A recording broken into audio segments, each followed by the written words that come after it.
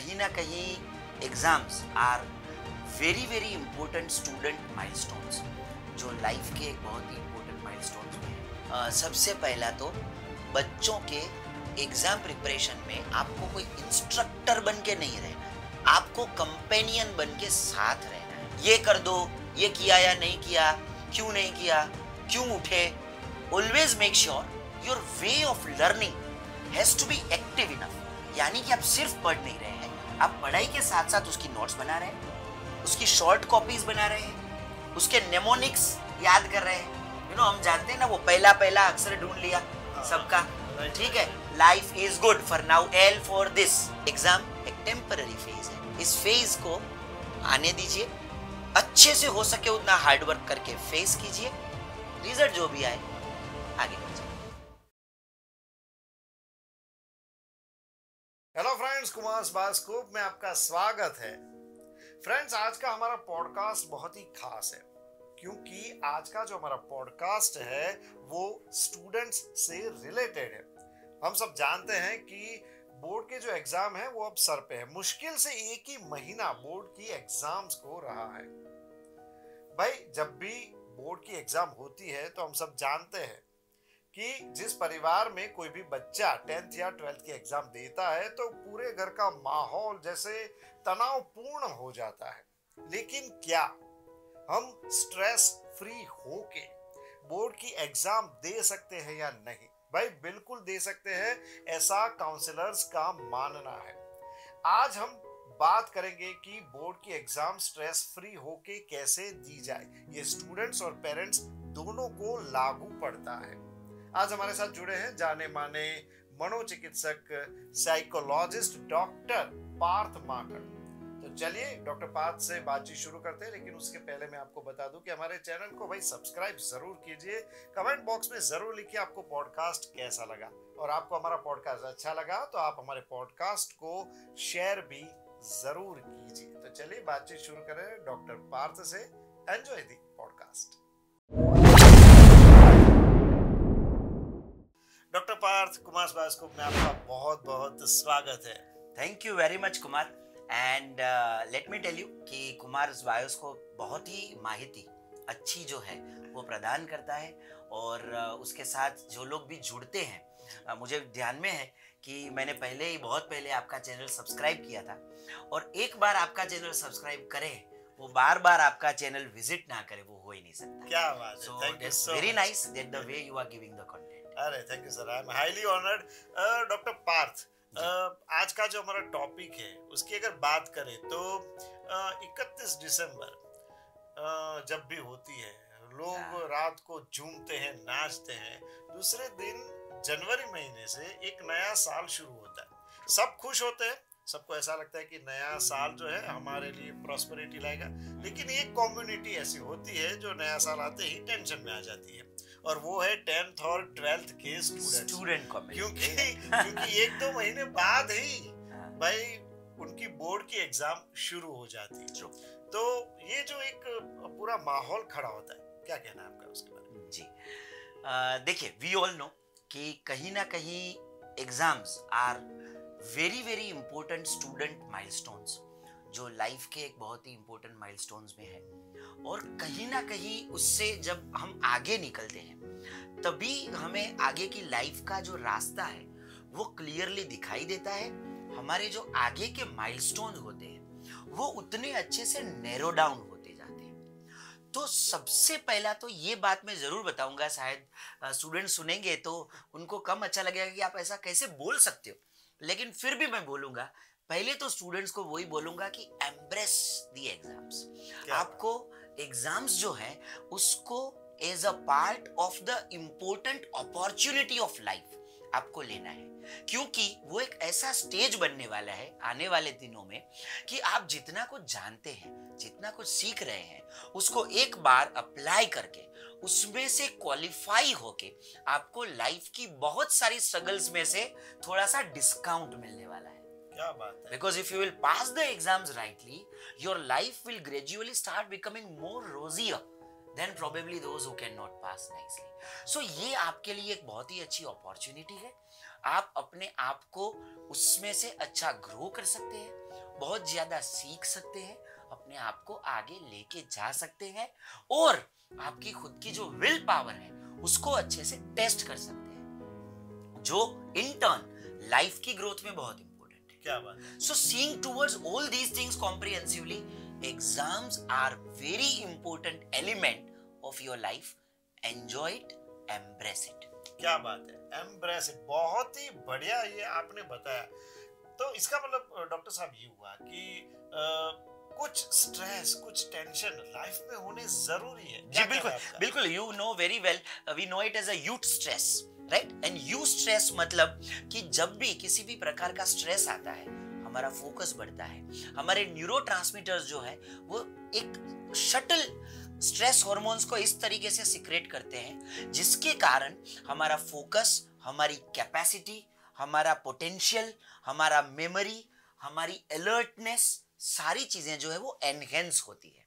And this enhancement makes us more stronger, more better person. So that's the reason that you stress is very mandatory.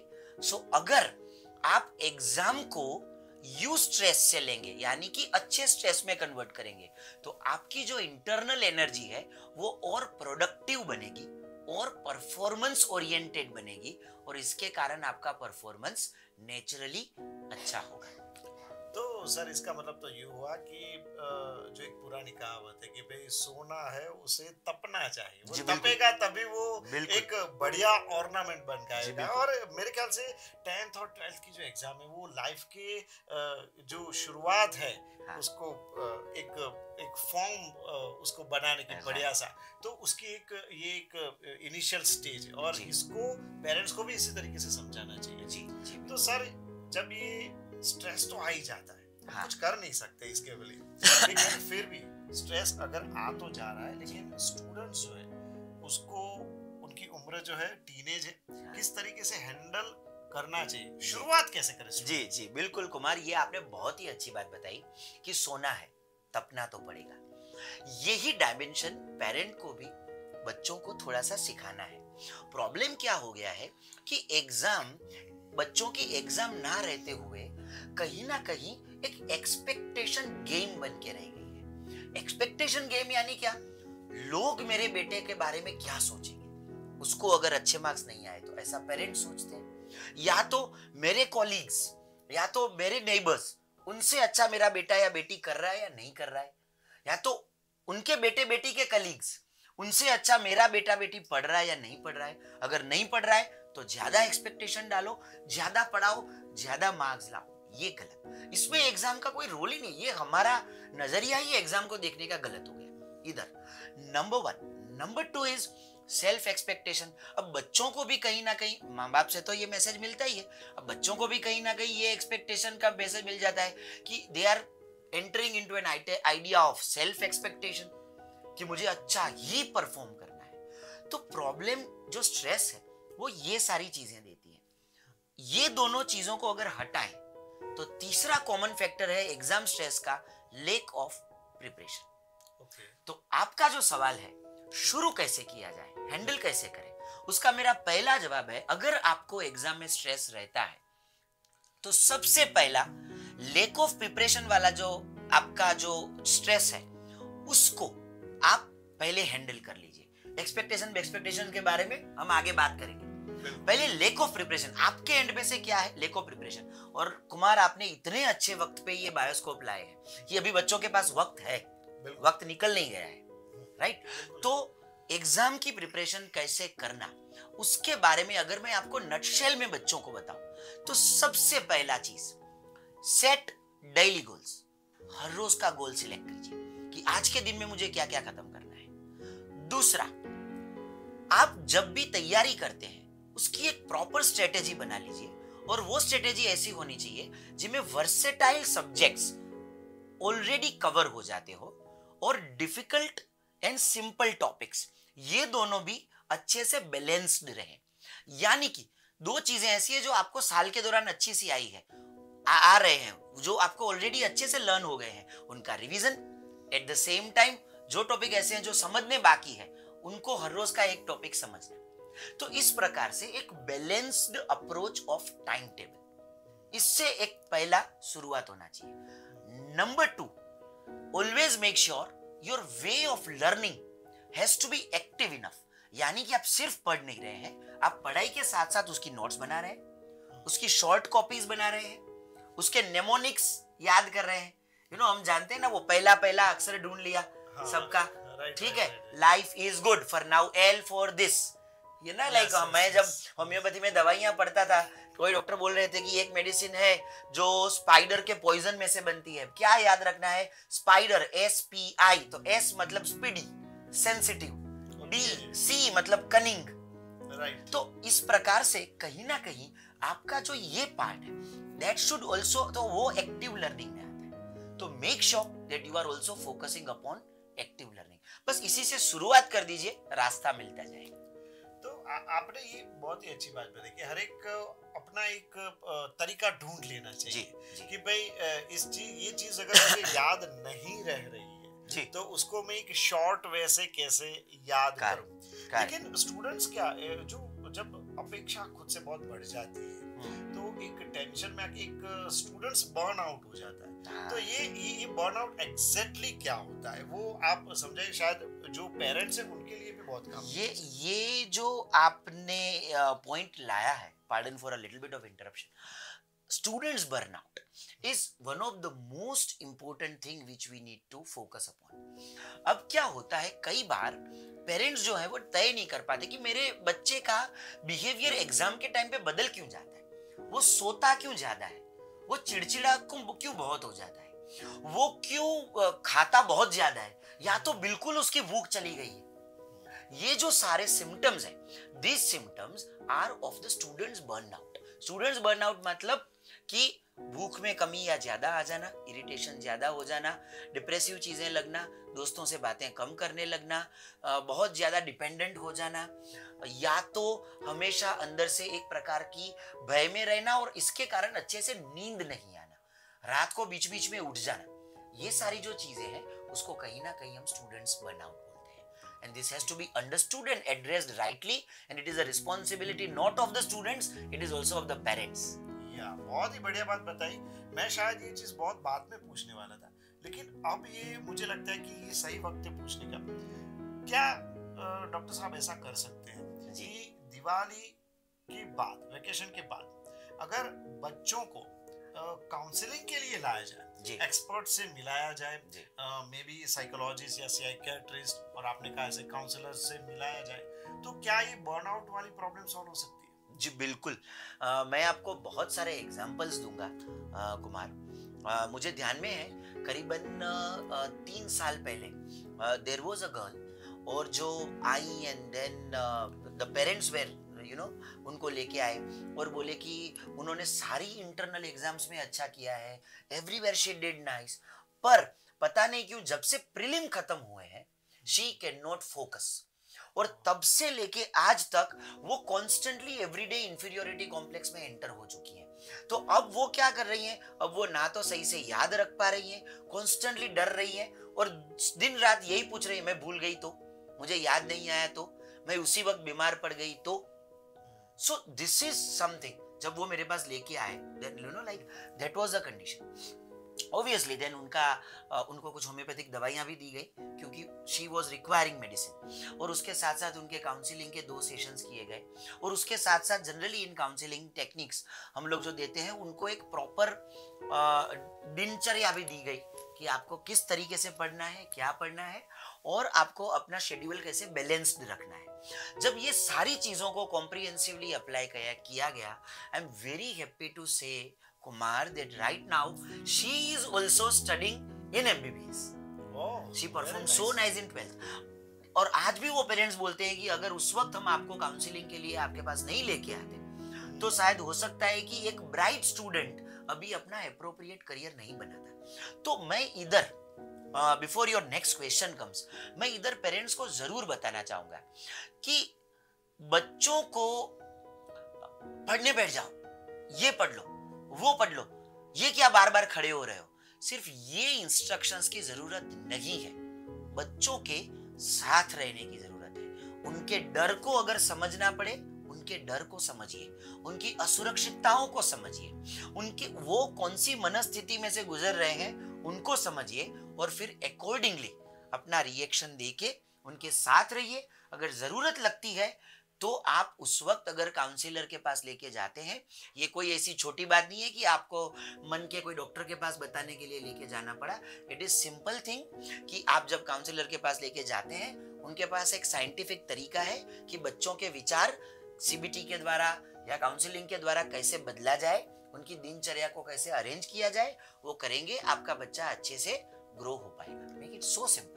Sir मेरा जो next question है वो इसी से related है, और शायद मैं चाहता हूँ कि इसमें आप थोड़ा और शायद कुछ चीजें जोड़ दें। ये भाई तनाव तो टेम्पररी होता है जी, ये बोर्ड की एग्जाम है, आके चलेगी, फिर वो इतना नहीं रहता, ये कोई ऐसी चीज नहीं है कि लाइफ टाइम रहे जी। तो इस ये जो पूरा एक माहौल क्रिएट होता है, काउंसलर का रोल किस तरीके से होता है, वो कैसी टिप्स दे सकते हैं स्टूडेंट्स को? ट्रू, क्योंकि ये कुमार्स बायोस्कोप है और कुमार्स बायोस्कोप लोग नई चीजें जानने के लिए ही सुनते हैं, तो मैं पहले तो एज अ काउंसलर इधर ही ये टिप्स को मैं शेयर करूंगा।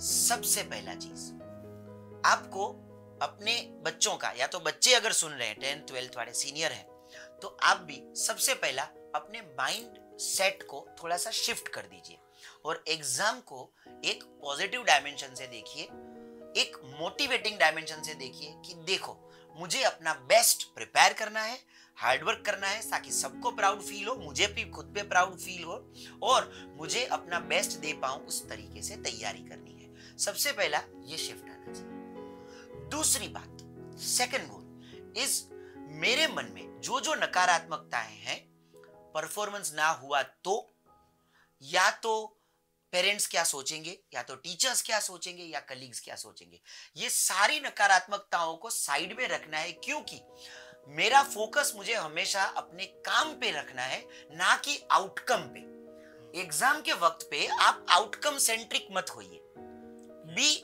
Work centric. मैं सिंपल सी बात बताऊं कि अगर अभी सपोज शुभमन गिल कोई मैच खेल रहा है और उसका 97 रन्स हुए हैं, उसको उन्होंने किए हैं, तो उनको सिर्फ यही फोकस करना है, मुझे अच्छे से अच्छे और रन बनाने हैं। अगर उसने सोच लिया मुझे ये सेंचुरी खत्म करनी है, तो खत्म हो गया। उनको क्या करना है, 97 रन कैसे हुए भाई, उन्हीं ने तो बनाए थे, जैसे 97 हुए वैसे और 3 भी होने वाले हैं, सिंपल सी बात है। लेकिन उसका फोकस, तो आप गोल ओरिएंटेड मत होइए, you make yourself work oriented, and that's the reason I told कि जब आप प्रिपरेशन कीजिए, डेली गोल बनाइए, आज मुझे ये 3 चैप्टर बनाने हैं, आज इस वीक में मुझे ये करना है। It will solve out lot of your problems. क्या बात है।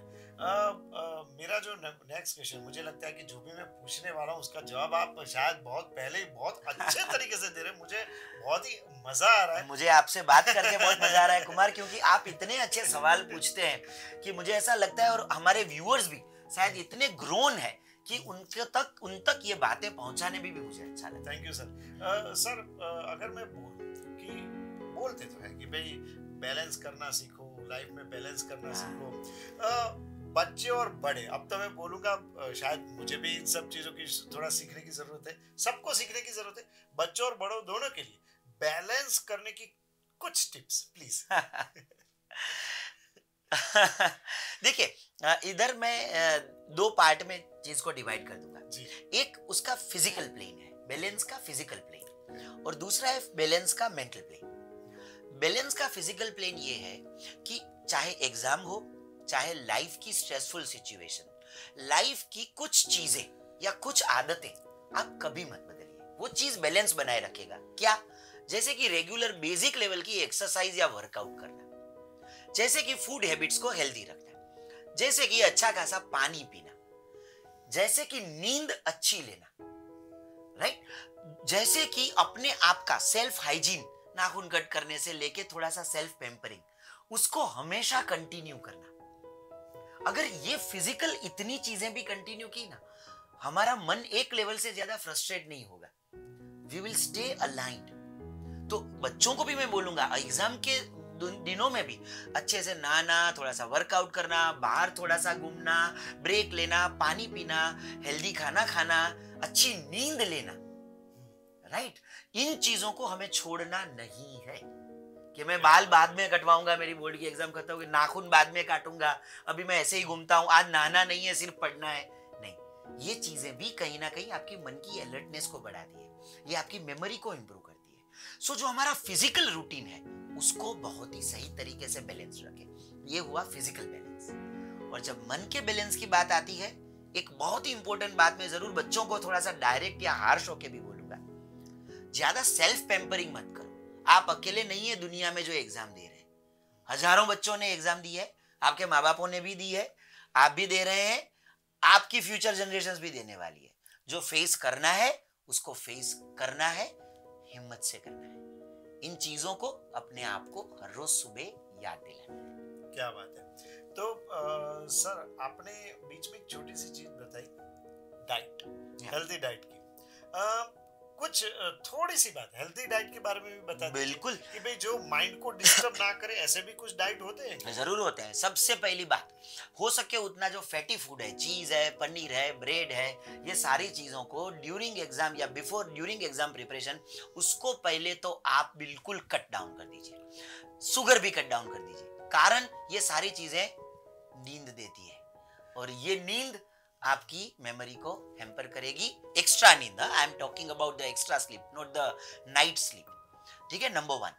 नंबर 2 इज, आप जो डाइट है वो जनरली लंच और डिनर इस तरीके से लेते हैं, उसको आप छोटे छोटे हिस्सों में डिवाइड कर दीजिए and start taking nibbling diet. यानी हर 2 घंटे में आप थोड़ा थोड़ा अच्छा अच्छा खा रहे हैं। इसके कारण क्या होगा, एनर्जी आती जाएगी, नींद कम आएगी और बॉडी भी फ्रेश और अजाइल रहेगा। ओके, सो नॉर्मल दिनों की तरह एक साथ पेट भर के नहीं खा, वरना नींद आ जाएगी।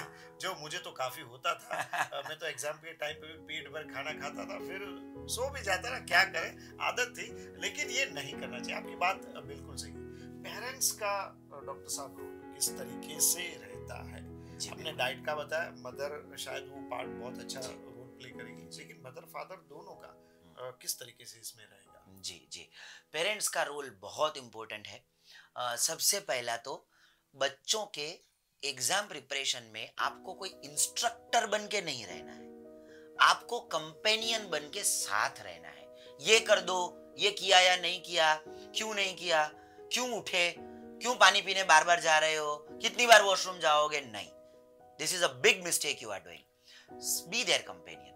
अगर उनको कुछ समझ नहीं आता है, भले ही आपको ना आता हो, but make sure you be with them. उनको वो सॉल्व करने में हेल्प कीजिए कि बेटा क्या समझ नहीं आ रहा है, चलो हम साथ में समझने की ट्राई करते हैं। आपने किसी का वीडियो देखा, आपने दोस्त से बात की, आपने पेरेंट्स से पूछा, आपने टीचर से पूछा, चलो मैं आपके टीचर को फोन लगा के पूछ लो आपकी ओर से कि मेरे बेटे को ये या बेटी को ये समझ नहीं आ रहा है, तो इनको जरा गाइड कर दीजिए। क्योंकि कई बार बच्चा होता है, डरता है टीचर से, वो फोन नहीं कर पाता, तो पेरेंट कर ले उनके हिसाब से और बोले कि इनको जरा समझ नहीं आता है, आप गाइड कर लेंगे please.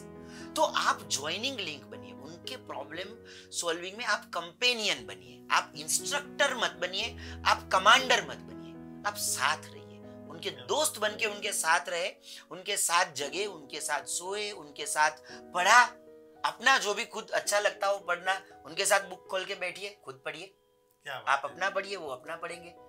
If you will be with them, I'm pretty sure that your kids will never ever get less marks because they will also start enjoying कि मेरे पेरेंट्स इस दौरान मेरे पे ज्यादा ध्यान देते हैं, और बच्चों को तो वो अच्छा लगता है हमेशा। बिल्कुल, तो मतलब एक जो रूटीन लाइफ है उसको रूटीन ही रहने देना चाहिए। जी बिल्कुल, आप नॉर्मल बातचीत करिए, उनको ये दिखाने मत दीजिए कि आपके भाई तुम्हारी एग्जाम है, क्या करो, ये सब नहीं दिखाना चाहिए। वैसे तो आपने बहुत सारी बातें की, लेकिन फिर भी आखिर में कुछ मैसेज या कुछ टिप्स अगर कुछ और भी रह गया, मुझे तो लगता है कि आपसे जितना जाने उतना कम है, लेकिन एक मैसेज जरूर। पहली बात, स्टूडेंट्स को एग्जाम, जैसा कुमार ने बताया था, एग्जाम एक टेम्पररी फेज है, इस फेज को आने दीजिए, अच्छे से हो सके उतना हार्डवर्क करके फेस कीजिए, रिजल्ट जो भी आए आगे बढ़ जाइए। नंबर 1। नंबर 2 इज, आप जब तैयारी कर रहे हैं, स्टे कंसिस्टेंट। आप कॉन्स्टेंटली एवरी टाइम अपना प्लानिंग फॉलो करके अच्छे से उसकी तैयारी कीजिए। So stay consistent. And number 3 is that अपना जो रूटीन है, हेल्दी लाइफस्टाइल है, उसको एज इट इज कंटिन्यू कीजिए। आई एम श्योर आप जब बड़े होंगे आप भी याद करेंगे कि मैंने कितने अच्छे से वो 2 महीने निकाले थे, मैंने कितनी अच्छी तैयारी की थी, और देखो मैं आज इधर कहां पहुंच गया। From on behalf of your this, from this platform, Yeah. I'll take this advantage to tell all the students who are appearing for 10th and 12th, stay blessed, do your best, and all the very best to all the students. Thank you very much doctor Parth Makad, आप हमारे साथ जुड़े, और मुझे लगता है कि ये छोटी छोटी बातें बहुत ही मायने रखती है, और खास करके हमारे जो स्टूडेंट तो पता नहीं देखेंगे, लेकिन पेरेंट्स को ही देखना बहुत जरूरी है। जो पेरेंट्स देखेंगे उनको ये समझ आ गया होगा कि हमको इस चीज को हावी नहीं होने देना है, हमको एक नॉर्मल एटमॉस्फेयर क्रिएट करके रखना है, तब जाके हमारे बच्चे रिलैक्स हो पाएंगे। बिल्कुल। और जैसे स्टूडेंट्स को जाने से पहले बताया, पेरेंट्स को भी आप ही के सप्लीमेंट्री बताऊंगा कि ये जो कुमार ने बताया वो तो करना ही है, लेकिन इसके साथ फिर भी अगर आपको ऐसा लगे कि इधर काउंसलिंग की या होम्योपैथी जैसी दवाइयां की या तो और किसी भी प्रकार की हेल्प की आवश्यकता है बाहर के व्यक्ति की, बेझिझक ले लीजिए। बिल्कुल डॉक्टर पार्थ हमारे साथ आप जुड़े, इसलिए आपका बहुत बहुत धन्यवाद। Thank you very much Kumar, thank you very much. तो भाई आज हमने देखा कि डॉक्टर पार्थ ने बहुत ही अच्छी बातें, बहुत ही अच्छी टिप्स 10th और 12th के स्टूडेंट्स और उनको पेरेंट्स को दी। डॉक्टर पार्थ एक साइकोलॉजिस्ट है और काउंसलर भी है, और उनसे आज हमने जाना कि भाई इस सिचुएशन को हम पे हावी नहीं होने देना है, हमको रिलैक्स रहना है, हमको हमारा रूटीन फॉलो करना है। और उन्होंने एक बात बताई कि भाई जो आउटकम है, जो रिजल्ट है, उस पर हमें ध्यान नहीं देना है, हमको अपना काम करते रहना है। भाई ये तो गीता में कही गई बात है कि कर्मण्येवाधिकारस्ते मा फलेषु कदाचन, यानी कि सिर्फ कर्म करो, फल का अधिकार जो है उसको भूल जाओ, फल तो अच्छा आएगा ही क्योंकि आपने अच्छी मेहनत जो की है। तो आज का हमारा पॉडकास्ट बस यही तक, फिर मिलेंगे एक नए पॉडकास्ट में, तब तक के लिए